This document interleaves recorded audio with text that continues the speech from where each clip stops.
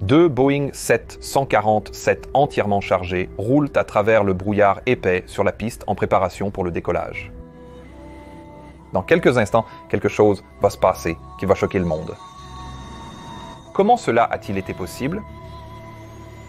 Restez à l'écoute.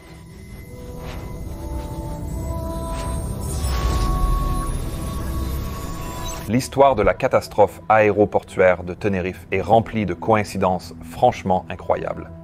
Voyons, à la fin de cette vidéo, si vous pouvez énumérer toutes les choses qui, si elles s'étaient produites légèrement différemment, auraient non pu éviter cette catastrophe.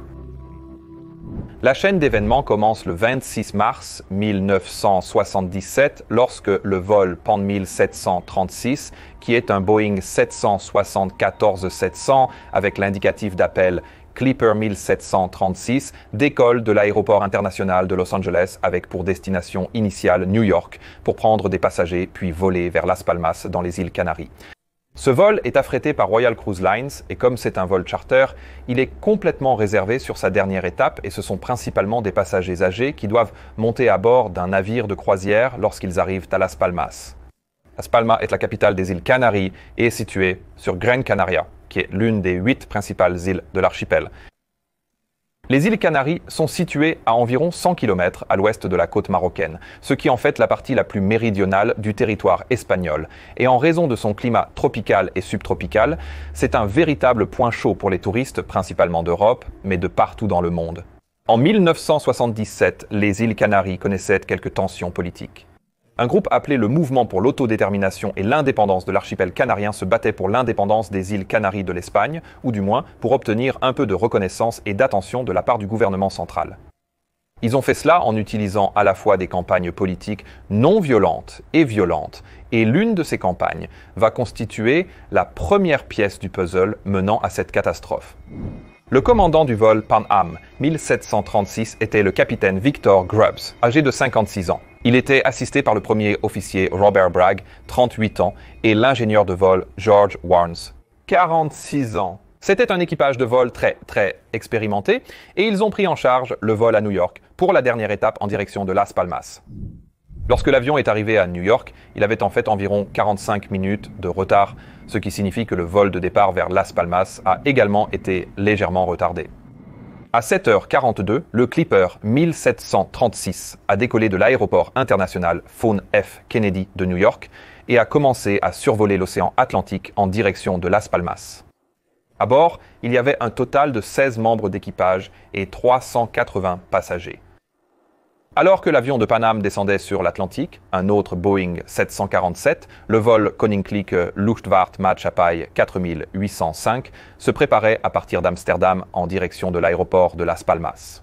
C'était aussi un vol charter affrété par le groupe de voyage international Holland. Ils devaient emmener leurs passagers d'Amsterdam à Las Palmas, puis faire demi-tour là-bas, ravitailler l'avion, embarquer de nouveaux passagers et ensuite retourner à Amsterdam en tant que vol Koninklijke Luchtvaartmaatschappij 4806, ce qui faisait une journée assez longue pour l'équipage impliqué. Le capitaine Jacob Veldhuizen van Zanten était en charge de ces deux vols. Il avait 50 ans à l'époque et il travaillait en tant que chef instructeur de vol sur la flotte de Boeing 747 pour Koninklijke Luchtvaartmaatschappij. Cela signifiait qu'il passait beaucoup de ses heures de travail dans le simulateur à instruire d'autres pilotes et peut-être pas autant de temps dans l'avion réel. L'un des pilotes qui avait été formé sur le type par le capitaine Jacob Veldhuizen van Zanten et qui avait effectivement été vérifié par lui quelques mois plus tôt était le premier officier Klaas Meurs qui allait voler avec van Zanten cet après-midi. Avec eux se trouvait également l'ingénieur de vol Willem Schreuder et il était très expérimenté et il était également connu pour ne pas avoir peur de dire ce qu'il pensait. Quelque chose que nous verrons assez tôt. À 9h précises, le 27 mars 1977, le vol Koninklijke Luchtvaartmaatschappij 4805 a décollé de l'aéroport international de Schiphol Amsterdam avec 14 membres d'équipage et 234 passagers à bord et a commencé son voyage vers Las Palmas. Alors que ces deux avions faisaient maintenant leur chemin vers leur destination, deux jeunes hommes sont entrés dans le terminal de l'aéroport de Las Palmas. Ils se sont dirigés vers le fleuriste qui était proche des comptoirs d'enregistrement et ils sont restés là un moment avant de se retourner et de sortir précipitamment du bâtiment du terminal. Derrière eux, ils ont laissé un sac, et ce que personne n'a remarqué à ce moment-là, c'est que le sac faisait tic-tac. À exactement 1h de l'après-midi, un employé de bureau à l'intérieur de l'aéroport de Las Palmas a reçu un appel téléphonique de quelqu'un prétendant être un représentant du mouvement pour l'autodétermination et l'indépendance de l'archipel canarien, disant qu'il y avait des bombes à l'intérieur du bâtiment du terminal et qu'ils avaient exactement 15 minutes pour évacuer tout le bâtiment. 15 minutes plus tard, presque à la seconde près, la bombe placée dans le sac près du magasin de fleurs a explosé. Cela a provoqué l'effondrement d'une partie du toit à l'intérieur du bâtiment du terminal et d'autres dégâts importants, ainsi que des blessures à 4 personnes à l'intérieur du bâtiment. Mais rappelez-vous comment la personne qui a appelé a dit qu'il y avait des bombes, au pluriel. Eh bien, les autorités devaient maintenant supposer qu'il y avait plus d'une bombe à l'intérieur du bâtiment. Elles devaient donc le fouiller et à cause de cela, une décision a été prise d'arrêter tous les vols entrants à l'aéroport de Las Palmas. Presque exactement au même moment où cela se passait au sol, le vol Koninklijke Luchtvaart Maatschappij 4805 est arrivé dans un motif de retenue au-dessus de Las Palmas. Initialement, on leur a dit de patienter, mais très vite, on leur a dit que nous ne savions pas combien de temps cette attente allait durer ou combien de temps le nettoyage allait prendre. Donc vous devez vous détourner vers l'aéroport de Los Rodeos à Tenerife. Cela signifiait un court vol de 25 minutes vers Los Rodeos et à 13h38, le Koninklijke Luchtvaart Maatschappij 747 a atterri sur la piste 30 de l'aéroport de Los Rodeos. Ils ont roulé jusqu'à presque le bâtiment du terminal aussi loin au nord qu'ils le pouvaient sur l'aire de trafic et ils se sont garés là. Pendant que le vol Koninklijke Luchtvaart Maatschappij était dérouté, le vol Pan Am 1736 avait également entamé un motif de retenue à quelques milliers de pieds au-dessus de l'appareil Koninklijke Luchtvaart Maatschappij. Ils ont entendu la nouvelle de la bombe, tout comme le vol Koninklijke Luchtvaart Maatschappij l'a fait. Et ils ont également demandé si par hasard ils pouvaient attendre au lieu de dérouter, car ils avaient aussi beaucoup de carburant supplémentaire à bord. Mais tout comme le vol Koninklijke Luchtvaart Maatschappij, le vol Pan Am a également été informé que non, nous n'aurons aucun avion dans notre espace aérien, veuillez donc dévier vers l'aéroport de Los Rodeos. Ils l'ont fait et ont atterri à 14h15, environ 37 minutes après le vol Koninklijke Luchtvaart Maatschappij, et ont également roulé jusqu'à l'aire de trafic. À ce stade, l'aéroport de Los Rodeos avait commencé à se remplir de tous les vols entrants qui étaient censés arriver à Las Palmas et qui étaient maintenant déviés, ce qui signifiait que l'aire de trafic et les voies de circulation étaient maintenant assez encombrées par les vols déviés. Parlons à présent de l'aéroport où ces deux avions viennent d'être redirigés.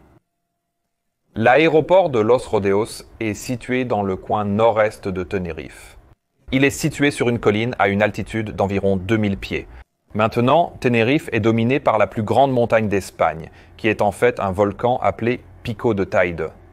Et le Pico de Teide crée des phénomènes météorologiques assez uniques où ces vents alizés humides qui viennent de l'Atlantique sont poussés contre le flanc de la montagne. Et quand cela se produit, cela refroidit, l'humidité tombe et commence à former des nuages ou du brouillard. Cela peut se produire très rapidement. Sur le côté sud de Tenerife, il fait presque toujours ensoleillé. Donc, le genre de temps que vous associez à un voyage aux îles Canaries est au sud. Mais au nord, il fait presque toujours humide. Il y a beaucoup de pluie, c'est beaucoup plus vert. Il y a beaucoup de végétation là-bas. Et comme l'aéroport est situé à 2000 pieds d'altitude, cela signifie que même les nuages hauts récents, donc les nuages hauts de 2000 pieds, lorsqu'ils arrivent sur l'aéroport, ils touchent le sol. Et cela provoque un phénomène très intéressant où ce n'est pas tout à fait du brouillard. Parce que quand vous pensez au brouillard, vous pensez à quelque chose où la visibilité reste plus ou moins la même au fil du temps, n'est-ce pas? Peut-être que c'est une visibilité de 500 mètres et elle reste la même. Mais parce que ce que vous avez ici, ce sont en fait parfois des nuages roulants qui arrivent et disparaissent. Vous pouvez avoir de très grandes variations de visibilité où il y a peut-être 2 ou 3 km de visibilité. En 1 minute et 3 minutes plus tard, elle est réduite à 300 mètres lorsque ces deux avions sont arrivés à Tenerife. La visibilité était bonne. C'était une bonne journée, mais cela a très rapidement commencé à changer et c'est ce dont nous allons parler dans 1 minute. De plus, l'aéroport de Los Rodeos avait un très mauvais bilan de sécurité. Entre les années 1965 et 1968, Il y avait en moyenne un crash par an à l'aéroport ou dans les environs, faisant 98 victimes. Et juste quelques années avant cette catastrophe, il y avait eu un autre accident grave. À cause de cela, une décision avait été prise de construire un nouvel aéroport dans la partie sud de Tenerife, où le temps était beaucoup mieux. Cet aéroport était en fait pavé et presque prêt à être utilisé en 1977, mais à cause de quelques luttes politiques internes, cela n'avait pas encore eu lieu. Ce nouvel aéroport au sud avait effectivement un radar au sol, mais l'aéroport du nord de Tenerife, Los Rodeos, n'avait pas de radar au sol au moment de l'accident. Quand le vol Koninklijke Luchtvaart Maatschappij s'est arrêté près du terminal, le capitaine Van Zanten et son équipage voulurent d'abord que tous les passagers restent dans l'avion. Je suppose qu'il espérait probablement que ce ne serait qu'un très court retard au sol et qu'il pourrait partir vers Las Palmas presque immédiatement. Mais après environ 21 minutes, il est devenu évident que ce ne serait pas le cas et il a décidé que les passagers pouvaient débarquer, entrer dans le terminal, se dégourdir un peu les jambes, peut-être prendre quelque chose au bar et il leur a délivré des cartes de réembarquement afin qu'ils puissent rapidement remonter à bord de l'avion s'ils étaient informés que Las Palmas avait de nouveau ouvert. L'avion de Pan Am, qui est arrivé un peu plus tard, a voulu faire la même chose, mais on lui a dit que le terminal était maintenant complètement plein avec tous les passagers de Koninklijke Luchtvaart Maatschappij et qu'il ne serait pas bon de mélanger les deux. Alors, l'équipage de Pan Am a décidé de garder tout le monde à bord, mais ils ont demandé à ce que des marches soient amenées vers l'avion afin que les passagers puissent monter sur les marches, vous savez, se dégourdir un peu les jambes, prendre un peu d'air frais pendant qu'ils attendaient. Les passagers de Koninklijke Luchtvaart Maatschappij sont restés environ 2 heures dans le terminal avant de réembarquer. L'équipage de Pan Am a tenté d'optimiser la situation depuis le cockpit. Le capitaine Grubbs a fait une annonce publique disant à tous les passagers que ceux qui le souhaitaient pouvaient venir visiter le poste de pilotage et il les guidait en leur montrant, vous savez, cet avion merveilleux, le Boeing 747, et l'ambiance était assez bonne, même s'ils avaient travaillé longtemps à ce moment-là. Cependant, dans le cockpit de Koninklijke Luchtvaart Maatschappij, l'ambiance était très différente car le capitaine Van Zanten et son premier officier et ingénieur de vol avaient commencé à parler des récents changements dans la législation néerlandaise sur la limitation du temps de vol. Jusqu'à récemment, avant 1977, il y avait des règles assez laxistes concernant la durée de travail d'un pilote, mais récemment, ces règles ont changé de manière spectaculaire et il y a maintenant des limites très claires à la durée d'opération autorisée. Et si vous, en tant que capitaine, dépassiez ces limites, vous devriez faire face à un juge et potentiellement purger une peine de prison. Et c'est ce dont il discutait parce qu'il pouvait clairement voir cela. Si le retard au sol devenait beaucoup plus long, alors il devrait se diriger très rapidement vers Las Palmas, avoir un minimum de retard là-bas afin de pouvoir retourner à Amsterdam et atterrir dans ses limites. Cela a rendu l'équipage de vol assez anxieux. Il ne voulait pas rester coincé à Las Palmas. Le capitaine Van Zanten avait sa femme et ses 2 enfants à la maison et il a spécifiquement dit qu'il avait peur que sa femme entende les nouvelles de la bombe à Las Palmas et devienne très inquiète si elle savait qu'il était là-bas et qu'il y passait la nuit. Donc il cherchait vraiment des moyens de minimiser autant que possible le retard pour retourner à Amsterdam. Et c'est là que le capitaine Van Zanten prend une décision qui aura des conséquences très graves, parce qu'il décide que s'il va rester au sol ici, il pourrait tout aussi bien charger autant de carburant que nécessaire pour voler jusqu'à Las Palmas et revenir à Amsterdam. De cette façon, il va minimiser le temps au sol à Las Palmas. C'est une décision très judicieuse. C'est quelque chose que je comprends parfaitement moi-même, car si vous êtes coincé là, pourquoi ne pas utiliser le temps pour charger le carburant? Mais une fois que vous commencez le ravitaillement d'un 747, c'est une opération assez importante, ce n'est pas quelque chose que vous voulez arrêter. Il pariait donc que ce retard allait prendre une autre heure ou plus pour qu'ils puissent terminer leur processus de ravitaillement. Et surtout, ce processus de ravitaillement allait également rendre son jet environ 15% plus lourd. Cela signifierait qu'il aurait besoin d'une vitesse plus élevée pour décoller plus tard et aussi d'une distance de décollage plus longue. Seulement quelques minutes après que le capitaine Van Zanten a commencé le ravitaillement de son jet, on lui annonce que Las Palmas est maintenant de nouveau ouvert, qu'ils peuvent aller et voler. Le temps est toujours beau, mais maintenant des nuages plus bas commencent à s'accumuler depuis les collines et la visibilité se détériore minute par minute. Le capitaine Grubbs du vol Pan Am a entendu le même message et il demande un démarrage, mais on lui dit que malheureusement, maintenant, le vol Koninklijke Luchtvaart Maatschappij est en train de se ravitailler et il n'y a pas assez de dégagement au sol pour qu'il puisse manœuvrer son jet et passer à côté de l'avion de Koninklijke Luchtvaart Maatschappij afin d'entrer sur la piste et de faire demi-tour pour le départ. Il va devoir attendre que le vol Koninklijke Luchtvaart Maatschappij ait terminé de se ravitailler et qu'il décolle avant qu'il ne soit autorisé à rouler et à décoller. Quand le capitaine Grubbs a entendu cela, il est allé sur la fréquence radio et a demandé combien de temps allait prendre ce ravitaillement.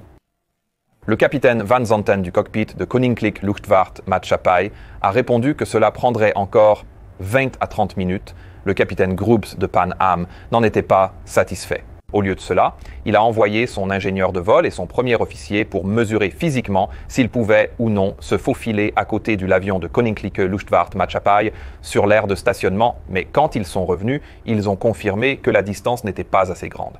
C'était moins de 20 pieds de moins, mais c'était court, donc ils devraient s'asseoir et attendre que le Koninklijke Luchtvaart Maatschappij ait terminé le ravitaillement en carburant. En même temps, tous les passagers et l'équipage étaient revenus à bord de l'avion de Koninklijke Luchtvaart Maatschappij et se préparaient maintenant au départ. Tous sauf un.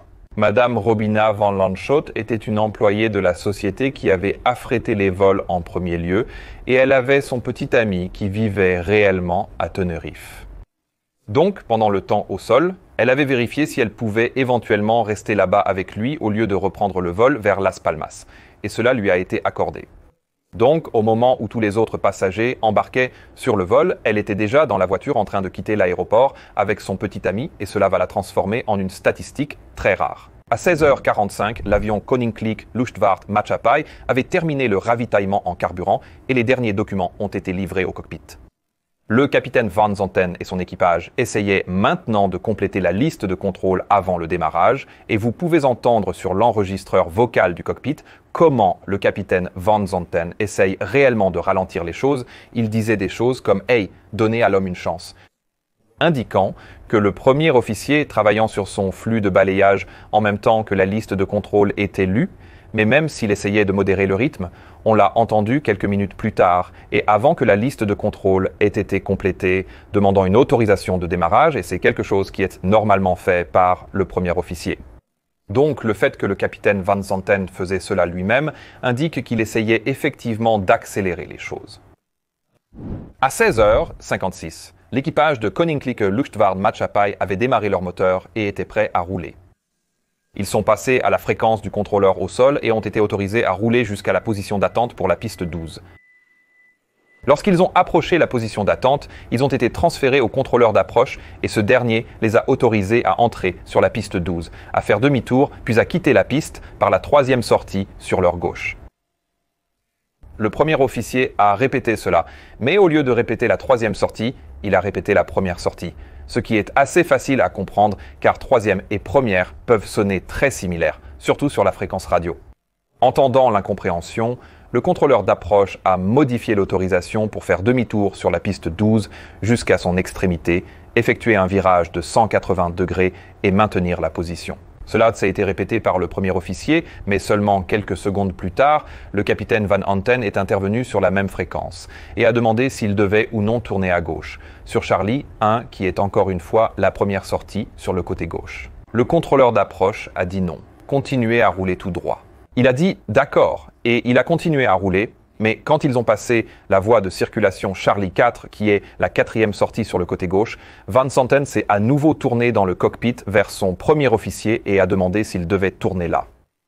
Cela peut peut-être être interprété comme un peu de confusion dans le cockpit de Koninklijke Luchtvaart Maatschappij à ce moment-là, mais avec mon expérience, lorsque vous roulez dans des conditions de faible visibilité, c'est très difficile. En fait, vous voyez très peu. C'est en fait une situation assez effrayante où vous ne voyez que quelques lumières et dans ce cas, les feux de centre de piste ne fonctionnaient pas non plus. Donc, il est assez courant que vous, en tant que capitaine, continuiez à demander à vos premiers officiers de confirmer l'itinéraire de roulage et de confirmer si nous devrions tourner là, que vous ayez le moindre petit doute sur où vous êtes ou ce que vous devriez faire. Vous demandez toujours. Donc je n'ai pas trouvé cela très étrange, mais il est également possible que le capitaine Van Zanten commence maintenant à penser à l'avance et il commence à penser au vol vers Las Palmas, le potentiel de retard à Las Palmas, et ensuite le vol de retour vers Amsterdam et les limitations de temps de vol. Et il pourrait commencer à devenir un peu distrait, et si c'est le cas, eh bien alors cela pourrait indiquer qu'il est en train de perdre un peu de conscience de la situation actuelle, parce qu'il pense à l'avance, quelque chose que nous, les capitaines, avons également tendance à faire, surtout quand il y a des problèmes en préparation, et cela pourrait expliquer les actions qu'il s'apprête à prendre ensuite. Alors que l'avion de Koninklijke Luchtvaart Maatschappij roulait maintenant, la visibilité était indiquée à environ 500 mètres, ce qui est assez mauvais comme visibilité, mais certains témoins à l'aéroport estimaient qu'elle pouvait parfois être aussi basse que 100 mètres parce qu'ils étaient maintenant dans ce type de situation dont nous parlions avant, où il y avait des nuages bas qui se déplaçaient sur la piste. Et cela signifiait qu'à certains moments, la visibilité était vraiment mauvaise. Et puis, l'un de ces nuages pouvait se déplacer et la visibilité pouvait s'améliorer de manière significative. Et cela a également été indiqué parce que l'enregistreur de voix du cockpit indique que les essuie-glaces du cockpit de Koninklijke Luchtvaart Maatschappij étaient en marche pendant quelques minutes, mais alors que l'avion atteignait la fin de la piste et commençait à faire demi-tour, ils ont en fait éteint l'essuie-glace, indiquant que la visibilité était peut-être un peu meilleure à cette partie de la piste. Au même moment où l'avion de Koninklijke Luchtvaart Maatschappij fait maintenant demi-tour sur la piste, le Clipper 1736, le Pan Am 747, reçoit son autorisation de démarrage. Ils démarrent tous leurs 4 moteurs et demandent l'autorisation de rouler, et alors qu'ils roulent maintenant vers la même position d'attente pour la piste 12, le capitaine Grubbs indique à ses collègues membres d'équipage qu'il aimerait en fait rester hors de la piste pour attendre que le vol Koninklijke Luchtvaart Maatschappij ait décollé au lieu de faire demi-tour derrière eux. Malheureusement, cela n'est jamais vraiment transmis au contrôle de la circulation aérienne, car pendant qu'ils en parlent, ils reçoivent plusieurs appels radio et aussi un changement de fréquence, et lorsqu'ils passent à la fréquence d'approche, qui est la même fréquence que celle de l'avion de Koninklijke Luchtvaart Maatschappij, le contrôleur d'approche leur donne l'autorisation d'entrer sur la piste, pour faire demi-tour et ensuite prendre la 3e sortie vers la gauche de la piste. Ce qui est la même autorisation qu'ils avaient initialement donnée à l'avion de Koninklijke Luchtvaart Maatschappij. Vous pourriez vous demander si le capitaine Grubbs ne voulait pas entrer sur la piste, s'il voulait attendre derrière, pourquoi n'a-t-il pas insisté pour le faire ? Eh bien, cela peut éventuellement être expliqué par le fait que lorsque nous volons vers des pays où l'anglais n'est pas la première langue et que vous parlez à un contrôleur qui a un fort accent et qui a peut-être du mal avec l'anglais, eh bien, parfois, les membres de l'équipage de vol acceptent des autorisations qui ne sont pas leur premier choix, juste pour s'assurer qu'il n'y a pas d'autre confusion en commençant une discussion. Et le capitaine Grubbs a effectivement indiqué dans des entretiens ultérieurs que oui, cela faisait définitivement partie de sa réflexion. En tout cas, alors que l'avion entre maintenant et fait demi-tour sur la piste toujours dans le brouillard, des discussions ont lieu dans le cockpit sur la sortie qu'ils étaient censés prendre.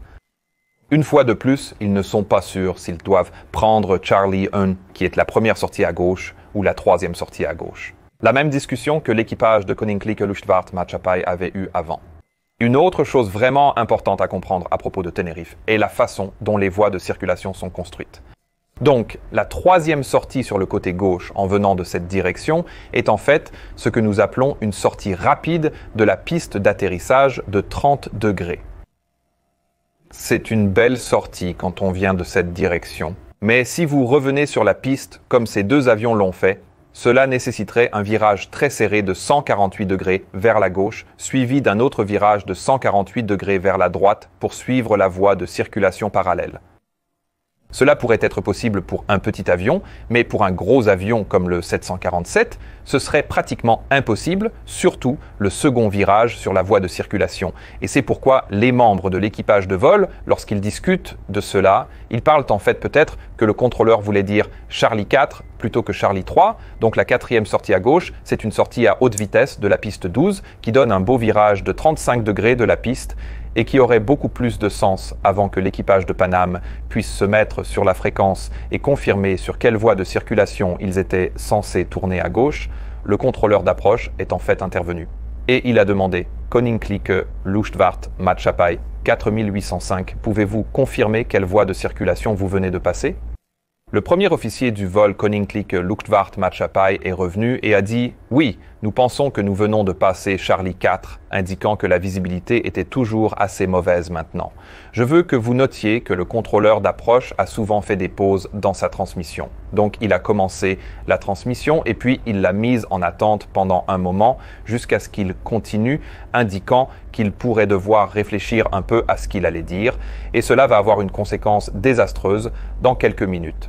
À partir de maintenant, à 17h03:29, le premier officier de Pan Am est entré sur la fréquence et a demandé « Confirmez-nous que nous devons rouler sur la troisième sortie en mettant vraiment l'accent sur le mot troisième. » Le contrôleur d'approche est intervenu en disant « Affirmatif, prenez la troisième sortie, 1, 2, 3, troisième. » Pan Am a répondu « D'accord, merci. » C'est important parce que l'enregistreur de voix dans le cockpit de Koninklijke Luchtvaartmaatschappij a indiqué qu'à ce moment précis, il y avait un silence complet à l'intérieur du cockpit, indiquant que les membres de l'équipage de vol écoutaient la fréquence.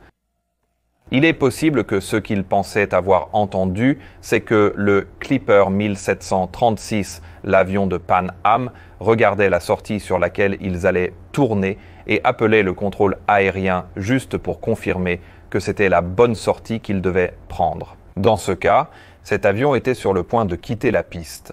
En réalité, le Clipper 1736 appelait juste pour confirmer quelle voie de circulation ils allaient prendre. Ils étaient beaucoup plus loin sur la piste. L'ambiance était décontractée dans le cockpit de Pan Am. Ils blaguaient en espagnol, disant « uno, dos, tres », indiquant qu'ils prendraient la première, deuxième ou troisième sortie sur le côté gauche, et ils ont également commencé à ce moment-là à faire leur liste de contrôle avant le décollage. L'enregistreur de voix du cockpit dans l'avion Pan Am indique que les pilotes regardaient pour voir les voies de circulation. En passant, ils annoncent ça en disant « il y a la une, il y a la deuxième ». Mais curieusement, il n'y a aucune mention de la troisième. Ils ont été autorisés à partir en taxi. Et la raison de cela, et c'est peut-être parce qu'ils écoutaient la fréquence du contrôle de la circulation aérienne juste au moment où Koninklijke Luchtvaartmaatschappij commençait à recevoir leur autorisation de départ. Ils n'ont jamais été dans cet aéroport. Ils étaient probablement très intéressés à entendre quel type d'autorisation cet avion allait obtenir, puisqu'ils allaient faire exactement le même vol. Et il est très possible que tous les membres de l'équipage de vol, alors qu'ils roulaient dans le brouillard quand Koninklijke Luchtvaartmaatschappij recevait leur autorisation de route, se concentraient simplement sur cette autorisation et ils ont manqué la troisième voie de circulation, celle sur laquelle ils étaient censés tourner et ont continué à rouler sur la piste vers la quatrième sortie. À 17h03:47, le contrôleur d'approche intervient sur la fréquence et dit « 7135, signalez lorsque vous quittez la piste. C'est le mauvais indicatif pour le vol Pan Am, mais ils comprennent que c'est pour eux et ils répondent simplement 1736. C'est une façon courante d'accepter essentiellement la même chose que de dire Wilco. Mais le problème ici est que si vous êtes dans un autre avion avec l'idée que votre seul obstacle sur la piste vient de voir leur dégagement, puis vous entendez ce message, vous pourriez mal interpréter cela comme une confirmation d'être dégagé de la piste, plutôt qu'une confirmation d'un rapport quand nous serons dégagés de la piste. Nous ne saurons jamais si c'est ce qui s'est passé dans le cockpit de Koninklijke Luchtvaartmaatschappij, mais il est probable que quelque chose comme cela se soit produit. Quelques secondes plus tard, le contrôleur d'approche revient sur la fréquence et donne un message à l'équipage du vol Koninklijke Luchtvaartmaatschappij et à l'équipage du vol Pan Am, disant que les feux de l'axe de la piste sont hors service. Il a fait cela en réponse à une question précédente que le capitaine Van Zanten avait posée concernant la possibilité d'avoir des feux de l'axe de la piste et l'importance de cela est que sans éclairage de l'axe de la piste, l'exigence de la visibilité minimale que vous devez avoir pour effectuer un décollage augmente considérablement. Elle augmente à 800 mètres. Cela a été discuté dans le cockpit de Pan Am, mais pas dans le cockpit de Koninklijke Luchtvaartmaatschappij. Et cela pourrait potentiellement être dû au fait qu'à l'endroit où ils étaient sur la piste, la visibilité pourrait être bien meilleure que là où se trouvait l'équipage du vol Pan Am.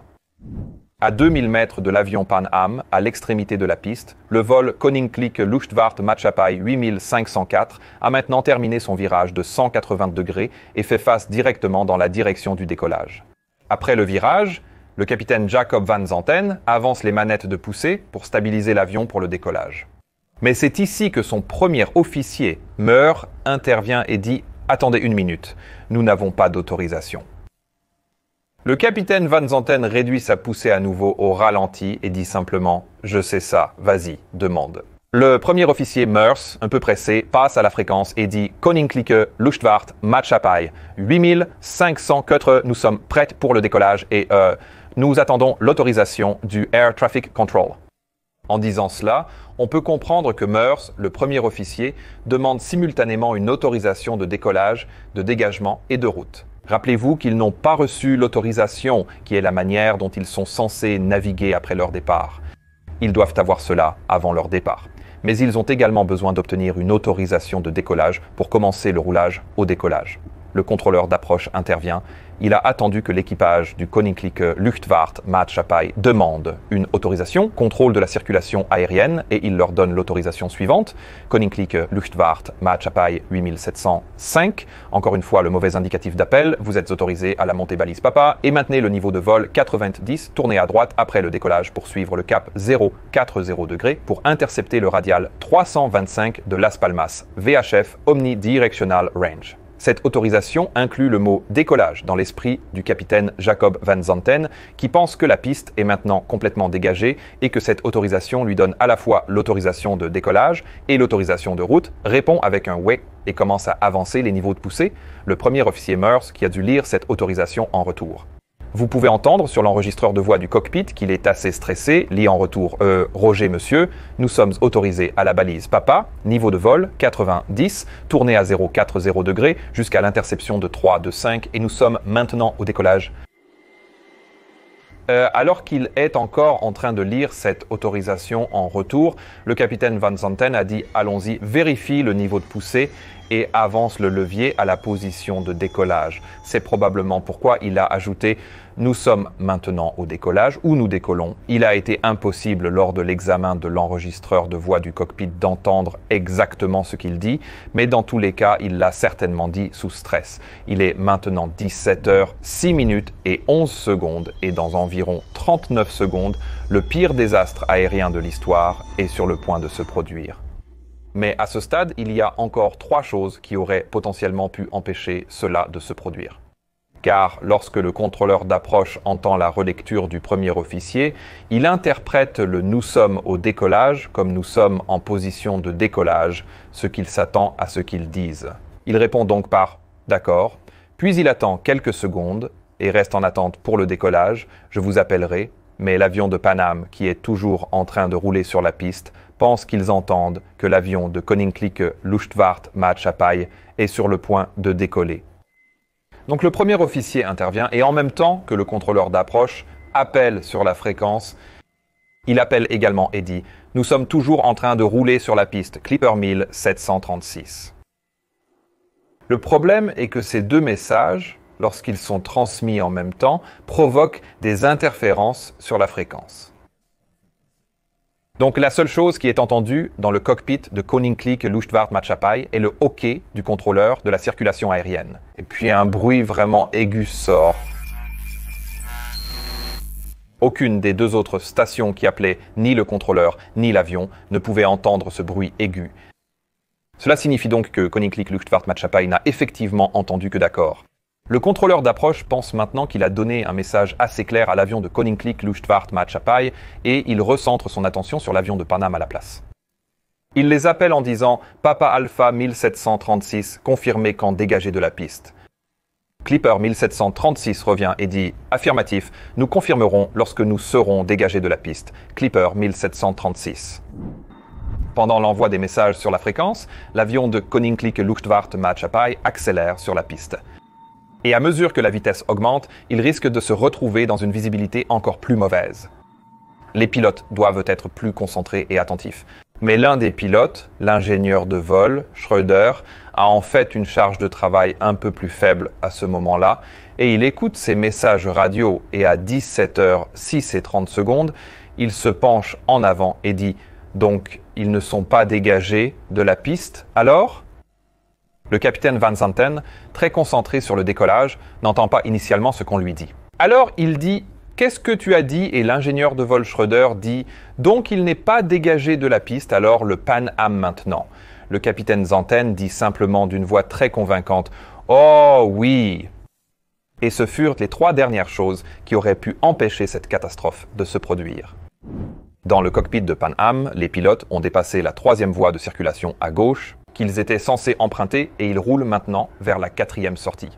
Au lieu de cela, l'ambiance dans le cockpit est en fait assez détendue et ils se moquent un peu du capitaine de Koninklijke Luchtvaart Maatschappij et de son impatience perçue à ce stade parce qu'ils ont été ceux qui ont attendu qu'il termine le ravitaillement. À 17h06 et 38 secondes, c'est 11 secondes avant la collision, le capitaine Grubbs regarde à travers son pare-brise et commence à voir les phares de l'avion de Koninklijke Luchtvaart Maatschappij. Au début, il pense qu'ils sont immobiles, alors il dit simplement « Oh, le voilà », mais très rapidement, il comprend que ces phares ne sont pas immobiles. Et il s'exclame « Oh mon Dieu, bon sang, ce salaud arrive, il arrive ». La première réaction de l'officier Bragg est de dire « Dégage ». Et le capitaine Grubbs donne simplement toute la barre à gauche pour essayer de sortir son jet dans l'herbe. Et loin du 747 qui arrive, il ajoute une poussée maximale, mais son avion pèse environ 340 tonnes et il n'accélérera pas si rapidement. La vitesse maximale qu'ils ont réussi à atteindre avant la collision est d'environ 20 nœuds. Dans le cockpit de Koninklijke Luchtvaart Maatschappij, le capitaine Van Zanten a entendu V1 et il s'apprête à commencer à faire pivoter son avion pour le décollage lorsqu'il voit soudain la silhouette du 747 de Pan Am qui tourne maintenant droit devant lui. Il réagit en tirant son manche à balai tout au fond, provoquant un impact de queue à l'arrière de l'avion, laissant environ 20 mètres de débris métalliques sur la piste. Les derniers mots qu'il prononce sont une grossièreté en néerlandais. « Oh mon Dieu, où sont-ils ?» alors que l'avion décolle momentanément juste 1 seconde avant la collision. Le moteur numéro 4, situé sur l'aile droite de l'avion Koninklijke Luchtvaart Maatschappij, tranche maintenant le salon de première classe du jet Pan Am, qui est la partie supérieure de la bosse du 747. Le train d'atterrissage principal se déchire dans le corps alors que l'aile gauche arrache l'épinage et l'aileron du jet Pan Am causant une destruction sévère. L'avion Koninklijke Luchtvaart Maatschappij continue de voler pendant encore 150 mètres environ avant de retomber sur la piste, cette fois sans son train d'atterrissage qui a été arraché lors de la collision. L'avion glisse encore sur quelques centaines de mètres à droite de la piste, tournant légèrement dans le sens des aiguilles d'une montre. Mais dès qu'il touche le sol, un incendie sévère se déclenche et tous les 148 passagers et membres d'équipage à bord perdent la vie. Dans l'avion Pan Am, c'est le chaos total. La plupart des passagers n'ont pas eu le temps de comprendre ce qui s'est passé et dans le cockpit, les 3 pilotes ont en fait réussi à survivre à l'impact initial, mais alors que l'ingénieur de vol tente de saisir les poignées d'incendie dans le toit pour essayer d'éteindre les moteurs, il se retrouve à saisir dans le vide car cette partie du toit du cockpit a été arrachée lors de la collision. Tous les passagers qui étaient assis dans le salon de première classe sont morts sur le coup, et la plupart des passagers qui ont survécu ont réussi à sortir par des trous dans la carrosserie du salon de première classe situé sous cette bosse et du cockpit. Ils n'ont pas pu ouvrir la sortie de secours car toute la structure de l'avion avait été sévèrement pliée par l'impact et ils se sont retrouvés à devoir sauter, et c'est un saut de presque 20 pieds ou 6 mètres sur l'asphalte. Certains passagers ont également réussi à s'échapper par l'arrière de l'avion à travers un trou dans le toit, en grimpant sur les ailes, puis en descendant sur l'asphalte à partir de là. Mais sur les 396 personnes à bord de l'avion panaméen, seules 61 ont survécu au crash. Le contrôleur aérien n'a aucune idée que cet événement tragique s'est produit, car rappelez-vous, l'aéroport n'est pas équipé de radar au sol et la visibilité pendant cet événement était si mauvaise qu'il n'avait absolument aucune chance de voir depuis la tour que cela s'était produit. Si cela s'était produit quelques minutes plus tard, la visibilité aurait tellement augmenté qu'il est peu probable que l'événement se serait produit en premier lieu. Dans tous les cas, un des avions qui était stationné sur une voie de circulation a signalé qu'il pouvait voir des flammes sur la piste. Cela a incité leur contrôleur de trafic à appuyer sur le bouton d'alarme, ce qui a envoyé l'équipe de secours sur la piste. Mais les pompiers ont dû conduire vraiment lentement à cause du brouillard pour s'assurer qu'ils ne renversaient pas quelqu'un sur la piste. La première chose qu'ils ont remarqué de l'accident a été une immense chaleur de rayonnement à mesure qu'ils se rapprochaient du site de l'accident.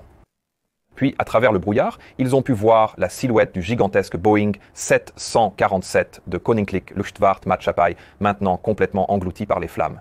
Ils ont commencé à combattre ce feu, mais ils ont également réalisé qu'un peu plus loin sur la piste, il semblait y avoir un autre feu en cours, et ils ont supposé que c'était juste une partie du jet de Koninklijke Luchtvaart Maatschappij. Quoi qu'il en soit, ils ont divisé leurs forces en deux, et une partie de l'équipe de pompiers est descendue et a très vite réalisé qu'ils étaient en train de regarder un autre Boeing 747 qui était également en flammes. Ils ont très vite réalisé qu'ils ne pouvaient rien faire sur le Koninklijke Luchtvaart Maatschappij. Il était complètement consumé par le feu à ce moment-là. Alors ils ont déployé leurs forces pour essayer de sauver le plus qu'ils le pouvaient sur le jet de Pan Am. Et ils ont réussi, grâce à l'utilisation extensive d'eau et de mousse, à sécuriser une grande quantité de carburant d'aviation qui s'était répandu sur la piste et à l'empêcher de s'enflammer, ce qui a probablement sauvé beaucoup de personnes qui évacuaient maintenant le jet de Pan Am. Cet accident épouvantable a choqué le monde entier et l'enquête a commencé immédiatement. Heureusement, ils ont pu obtenir assez rapidement l'enregistreur de voix du cockpit et l'enregistreur de données de vol des deux avions. Et dans le rapport final espagnol, ils ont mis la majorité du blâme sur le capitaine de Koninklijke Luchtvaart Maatschappij, le capitaine Jacob van Zanten. Il a été déclaré que l'accident a été causé par le capitaine de Koninklijke Luchtvaart Maatschappij, qui a décollé sans autorisation du contrôle de la circulation aérienne, n'a pas arrêté le décollage lorsque le contrôle du trafic aérien lui a dit d'attendre pour décoller, n'a pas arrêté le décollage lorsque l'avion Pan Am a signalé qu'ils étaient toujours sur la piste, et n'a également pas abandonné le décollage lorsque son propre ingénieur de vol lui a demandé si l'avion Pan Am était toujours sur la piste. L'équipe d'enquête néerlandaise avait une vision légèrement différente du rapport final des Espagnols. Ils n'ont pas remis en question la cause de l'accident. L'équipage de Koninklijke Luchtvaart Maatschappij avait décollé sans autorisation. Mais au lieu de cela, ils ont creusé un peu plus profondément pour comprendre pourquoi cela s'est produit. Comment se fait-il qu'un capitaine expérimenté comme le capitaine Jacob van Zanten prenne une décision comme celle-ci et ils ont examiné le travail d'équipe sous-optimal entre les équipages de cockpit dans les deux avions et le contrôle de la circulation aérienne, peut-être à cause des barrières linguistiques, mais ils ont également examiné si le contrôleur du contrôle de la circulation aérienne aurait pu être légèrement distrait. Il y avait du bruit indiqué sur les bandes du contrôle de la circulation aérienne qui aurait indiqué que le contrôleur aurait pu potentiellement regarder un match de football en même temps. Ils ont également examiné les facteurs psychologiques qui auraient pu influencer l'équipage dans le cockpit du Koninklijke Luchtvaart Maatschappij pour avoir pris les décisions qu'ils ont prises. Maintenant, je sais que beaucoup des histoires, films, vidéos et livres qui ont été faits sur cet accident horrible ont beaucoup attiré l'attention sur la distance hiérarchique dans le cockpit du jet Koninklijke Luchtvaart Maatschappij entre le capitaine d'entraînement très expérimenté, le capitaine Jacob van Zanten, et son premier officier Meurs, et le fait que son premier officier ne se sentirait pas à l'aise de s'opposer à son capitaine. Mais cela enlève le fait que le premier officier Meurs était loin d'être un nouveau pilote. Il avait 9200 heures. Il était nouveau sur le 747, mais il était très expérimenté. Et il s'est exprimé, souvenez-vous, quand le capitaine Van Zanten voulait commencer le décollage dès qu'il a tourné l'avion, c'était le premier officier Meurs qui s'est exprimé et a dit « Non, non, arrêtez, attendez, nous devons obtenir notre autorisation du contrôle de la circulation aérienne. » Et cela indiquerait qu'il était certainement capable de s'opposer au capitaine Van Zanten. Et le fait que Van Zanten a commencé son décollage alors qu'il lisait encore l'autorisation du contrôle de la circulation aérienne l'a certainement dérangé, mais il est très probable qu'il pensait toujours que la piste était dégagée, qu'il n'y avait pas de danger, et que ce que faisait Van Zanten était une erreur de procédure. Mais rien de plus que cela. Et c'est pourquoi je pense qu'il était très important que l'équipe d'enquête néerlandaise ait effectivement ajouté ses notes à ce rapport final et a commencé à chercher les causes profondes de pourquoi cette erreur s'est produite en premier lieu. Était-ce parce que le capitaine Jacob van Zanten était un pilote instructeur qui passait beaucoup de temps dans le simulateur et avait l'habitude de donner ses propres autorisations de contrôle de la circulation aérienne? Nous ne le saurons jamais. Mais ce que nous savons, c'est que ces notes, avec le rapport final espagnol, ont fini par provoquer beaucoup de discussions sur la gestion des ressources de l'équipage et l'importance des discussions dans le cockpit, mais aussi sur l'importance d'avoir une phraséologie très claire et sans ambiguïté entre le contrôle de la circulation aérienne et les pilotes, afin que ces types d'erreurs et ces types de malentendus ne puissent jamais se produire.